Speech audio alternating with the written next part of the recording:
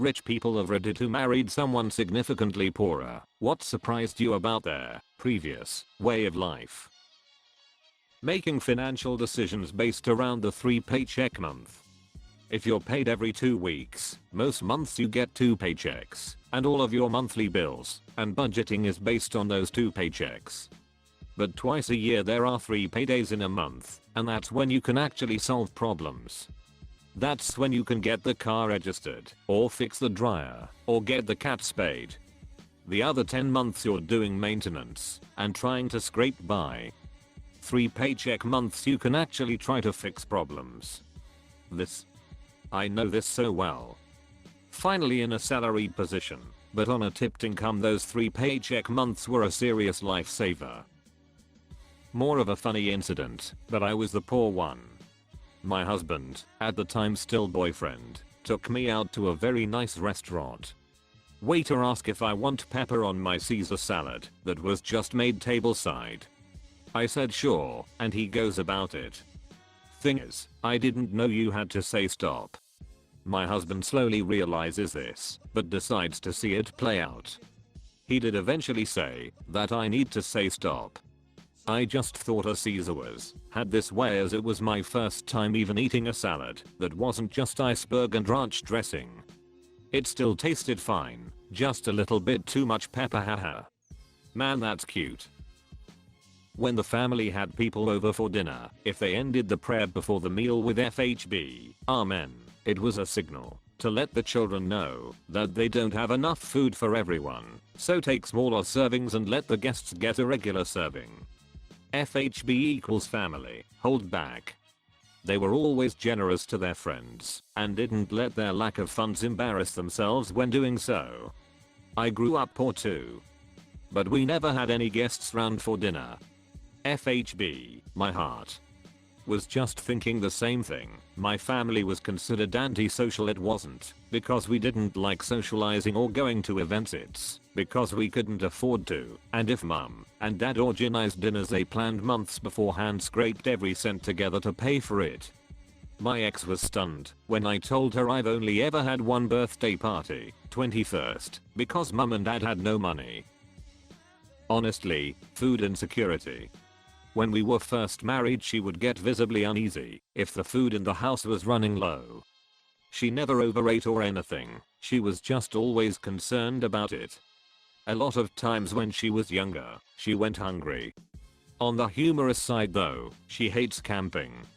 Her answer is always the same: I camped because it was fun. She camped because they couldn't afford hotels. For me, my love of camping started from growing up poor. The only family vacations my single mom and brother and I had were family reunion events several states away. It involved long road trips in a shitty car with no account, but we got to camp in tents and get a break from reality. We also ate a lot better over a campfire than me making hamburger helper for my brother while my mom went to bed early. She worked hard to support us and battled with depression untreated for years until she could afford medication. Those trips were good for all of us. She and her mother lived with her grandfather to not be homeless because her grandfather owned a house. She was putting community college payments on her credit card and building debt with it. I paid off her credit cards when we were dating, and she cried from me being so nice. It was only like $1,300. I bought a condo, then we got married, then we bought a house. I never really considered myself rich until I started dating her and learned that a trip to Wendy's was a treat. I grew up middle class, and we are currently middle class. Heh. The prevailing mindset in his community growing up that insurance was something only rich people had. Not health insurance, mind you. Well, not just health insurance. Auto insurance. Going without it was a way of life for most everyone he knew. My so has to constantly remind me that I can go to the doctor whenever I need to instead of just hoping I don't die. I'm on the other side as I married a girl from a rich family, although we both earn the same, and I tend to worry about money/savings/future. Through the years I have realized that she worries less about it and still saves more and spends less than me. I feel like coming from a lower middle class family makes me think about saving more, but at the same time I spend money on things as I could not have them all before I got my own job. I'm so like this. I think and plan and budget, but when my paycheck comes it is so hard to not spend it all on going out to eat or other frivolous things, because I could never have those small luxuries before. Sandwiches. When I made him a sandwich I only put one thin slice of meat in it. He couldn't believe that was how I had sandwiches growing up. Growing up, we weren't allowed to just eat deli slices, it had to go between 2 pieces of bread, because that would fill you up faster and save on meat costs. Your comment just opened up a huge window into my husband for me. He's always railing against me for letting the kids eat lunch meat slices straight from the bag, and I've always wondered what the big deal was. You just made me connect this to his poor childhood. I'm not well off, but my stepfather is. I was raised by a single mom who spent money on everything, and bills were always behind. She just couldn't manage her money at all. In her 50s she met and married a multi-millionaire. We are in middle America, so that goes further than maybe in a lot of areas. They have given themselves $10,000 a month budget to live on, living on interest. Own their home. Anyway, once my mom met him, and they got all her finance situated and paid off, she won't spend a penny. He spends like it is going out of style. He has actually begged me to take her shopping to get clothes and accessories. She won't do it. She spent more when she was a single mom with nothing. It makes no sense to me. At least buy a new outfit. She is hell-bent to not use a penny of his money. They barely even have any groceries. If they have anything it is because he buys it for them. She is a retired nurse that gets a retirement and SS, but she won't spend anything. She lives poorer now than any other time in her life. This sounds less like a financial issue and more like she's trying to preserve her pride. She knows that people will think she's a gold digger if she spends his money, so she's going to the opposite extreme and refusing to benefit from any of it. I didn't marry this woman, but when we started dating, she always wanted to chill at my place, never hers. Which was fine. But she gained 35 pounds in just like a few months of dating. She was 100 pounds when we started dating. Not that it was a bad thing. 1. I'm a chubby man, and 2. I was just glad she wasn't pregnant. Anyway, turns out her family couldn't afford dinner sometimes. So suddenly she had a place to eat every night and gorged herself. I know 2 siblings who were starved by their father for years until CPS took them away and placed them with their biological mother. From there, they gained at least 100 pounds respectively and will not stop gorging themselves on food. At first, I didn't understand, but now that I'm older, I know. Food scarcity is traumatizing. That was me when I went to live with my aunt. I put on like 80 pounds in high school because I suddenly had 3 full meals a day and snack and dessert and no self-control. It's been a battle since. Hard to develop self-control when you have years of the programmed response: eat while it's available. It won't be there long. I'm from an upper middle class American family and my husband is from a poor Asian family.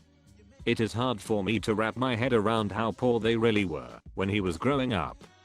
He told me about eating only rice with sugar for meals because they couldn't afford meat. They were probably living off less than $0.50 day for a family of 5 at times. I'm Southeast Asian as well. Rice, soy sauce, eggs and a little vegetables go a long way. I know this is not the point you were making, but reading those ingredients just made my mouth water for fried rice. Cheap ingredients doesn't mean bad food, it just means a lot of the same food. Hamburger helper. She hates it because it would be her meal 5x a week growing up. I had never even seen HH before I went to college and love that stuff. 10 for $10 deals are awesome. My foster daughter was the same way with pasta. She ate so much of it before we got her that she hated it. The first meal I made for her on her first night with us? Pasta. She didn't say a word and ate her dinner, but later I found out she didn't like pasta because of how much of it she had eaten before. I always took her grocery shopping so she could pick out stuff she liked. After that, she was shocked when she found out red delicious apples weren't the only variety out there. I think she overdosed on Honeycrisp apples when I first introduced them to her. I'm not rich at all, but my husband came from a very poor Mexican village. He told me he used to shower outside because there was no in-house plumbing and use leaves as toilet paper. I mean, there's poor, and there's my husband's previous life poor.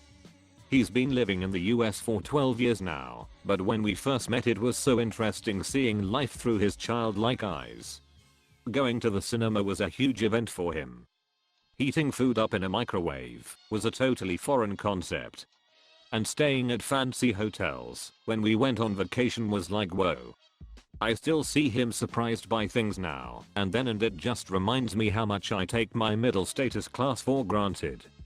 Mexican here, you'd be surprised how common that really is. In Tantoyuca there is a hill called Hollywood where there is no plumbing and no government help. There are women who make tamales and other large numbered meals for every kid in the neighborhood because their parents can't feed them, and we don't abandon our own. Also, it's very common to be shocked by things like fancy hotels because ours are nice, sure, but there is rich gringo Nissan. It always appalls me on the TV. One of my exes could pull in a lot of money, easily twice or thrice what I could. He was so incredibly bad at saving this money. Down to, say, setting himself up as a company to avoid paying higher rate of tax, but then paying a large amount each month to an accounting company to handle his taxes, which he'd do himself anyway because he didn't trust them to get it right. He'd pay for taxes from one end of the city to another or hire cars rather than use public transport. Flights cancelled? Book new ones, never bother to claim back on insurance. Buy a sports car, wreck it, sell it for scrap. He'd work contracts and then take time off to work on his own startup, but spend every weekend just going out and buying drugs and booze. I thought it was really fun and wild at first. Haha, money really means nothing to you. But when we became a long-term couple I started feeling like his mother. Man, will you not just fill out the insurance paperwork? Not rich, but with a partner who was raised by a teen mom and grew up poor. Sometimes I just want rice and vegetables for dinner. That's a no from her. She won't go back. My dad was the opposite, grew up quite poor and built a business up and ended up doing quite well. Still eats like there's only 25 cents in his checking account. Left alone, he would gladly eat ramen every day and his go-to meal is rice porridge. We went to Osteria Franciscana in Modena a few years ago, literally named the best restaurant in the world. We all went for the tasting menu, but he asked to order a la carte. And he wanted to order just buttered fettuccine. He only agreed to the tasting menu when they insisted that the whole table had to do it if some of us were doing it. He'll even insist on eating things that have been burned or drink milk that's just starting to turn. My husband grew up in a family where they were comfortable but on a strict budget. 6 kids and mom on disability. My family had no budget. One day we were at the grocery store and he always insists on walking up and down every aisle. I finally lost it because he was taking so long and asked him why he did it. Growing up we could only spend $100 a week on groceries for all of us. I always had to put what I wanted back because we couldn't afford it. Now I can afford whatever I want, so I like to look at everything I could have. Took him 10 years to tell me this. I felt like a terrible person. If you are new to the channel you can subscribe. I publish new videos every day. Until then you can check another video.